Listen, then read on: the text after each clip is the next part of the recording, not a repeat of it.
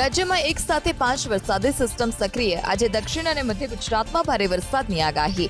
રાજ્યના 28 જિલ્લાના 137 તાલુકામાં વરસાદ. સિઝનનો અત્યાર સુધીમાં 54% વરસાદ. 8 તાલુકામાં 10%થી ઓછો વરસાદ. રાજ્યમાં ભારે વરસાદથી અંદાજે 10,000 કરોડથી વધુના નુકસાનીનો અંદાજ. રાજ્ય સરકારે કેન્દ્રને મોકલશે મેમોરેન્ડમ. અસરગ્રસ્તોને ચૂકવવા પાત્ર રકમનો મેળવ્યો તાગ. જાહેર સરકારી મિલકતો, રસ્તા, પુલ અને વીજલાઇનને થયેલા નુકસાનનો અંદાજ વરસાદી રાઉન્ડના અંતમાં આવશે. સાણંદ જીઆઈડીસીમાં ભારે વરસાદ બાદ 50થી વધારે ઉદ્યોગો હાલ અત્યારે અંધારપટમાં. કરોડોની સામગ્રીને વ્યાપક નુકસાન. 10થી વધારે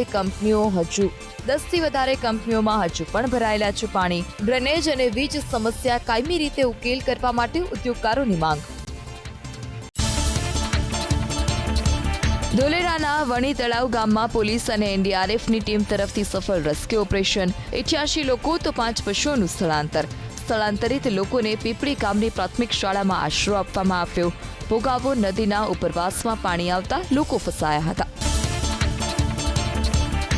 બંગાળની ખાડીમાં ડીપ ડિપ્રેશન સર્જાતા દેશભરમાં ભારે વરસાદની આગાહી. 10,000 કિલોમીટર લાંબી વાદળોની પટ્ટી બની હોવાથી ઉત્તર ભારત સુધી ખાબકી શકે છે ધોધમાર વરસાદ. બંગાળ ઓડિશામાં 60થી 70 કિલોમીટરની ઝડપે પવન ફૂંકાશે. માછીમારોને દરિયામાં ન જવા તાકીદ.